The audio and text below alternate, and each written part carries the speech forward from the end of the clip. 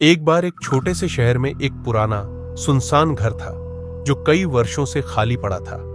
लोग कहते थे कि उस घर में एक खौफनाक दर्पण था जिसे देखकर कई लोग पागल हो गए थे। कहानी यह थी कि जो भी उस दर्पण में अपनी परछाई देखता वह चुड़ैल उसके पीछे आ जाती और कभी वापस नहीं जाती। एक दिन एक युवा लड़की निया ने अपने दोस्तों के साथ उस घर में जाने का फैसला किया। उसके दोस्तों ने उसे चेतावनी दी, लेकिन निया को अपने साहस पर गर्व था।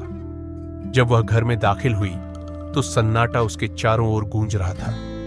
दीवारें इतनी पुरानी थीं कि वे किसी भी पल गिरने का एहसास देती थीं। जंगल की हल्की हवा के साथ वे एक कमरे में पहुंचे जहां वो खौफनाक दर्पण था। मढ़ी हुई चांदी से बना वह दर्पण चमक रहा था, लेकिन उसके भीतर एक अजीब सी काली परछाई भी थी। निया ने उत्सुकता से दर्पण में झांका। जैसे ही उसने अपनी छवि देखी, उसे लगा कि दर्पण में कुछ और भी है। उसकी परछाई, उसकी मुस्कान में एक अजीब सी खुशी थी। क्या तुमने देखा? निया ने अपने दोस्तों से पूछा। लेकिन जब उन्होंने दर्पण में देखा तो उनकी परछाइयां सामान्य थीं। निया को लगा कि वह पागल हो रही है। उसने सोचा, शायद मैं ज्यादा सोच रही हूं। लेकिन जैसे ही वह घर से बाहर निकलने लगी, उसे पीछे से एक ठंडी हवा का झोंका महसूस हुआ। उसे लगा जैसे कोई उसके पीछे चल रहा है। उसने मुड़कर देखा, लेकिन वहां कोई नहीं था। डरते डरते वह अपने दोस्तों के साथ अपने घर की ओर बढ़ी। रात होते ही निया अपने कमरे में अकेली थी। अचानक दर्पण से उसकी छवि उभरी। वह अब उससे अलग लग रही थी। आंखों में एक अजीब सी चमक और चेहरे पर डरावनी मुस्कान।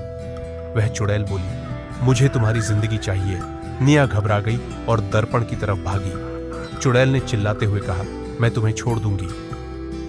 लेकिन दर्पण के भीतर से एक ठंडी हंसी गूंजी। जैसे ही उसने दर्पण को खटखटाया, उसकी परछाई तेजी से बाहर आई और उसे पकड़ लिया। उसकी चीखें घर में गूंज गईं, लेकिन कोई सुनने वाला नहीं था। अगले दिन निया का नाम गायब हो गया और जब लोग उस पुराने घर में गए तो उन्होंने दर्पण के सामने एक खाली कमरा पाया। दर्पण में उनकी परछाई थी, लेकिन निया नहीं थी।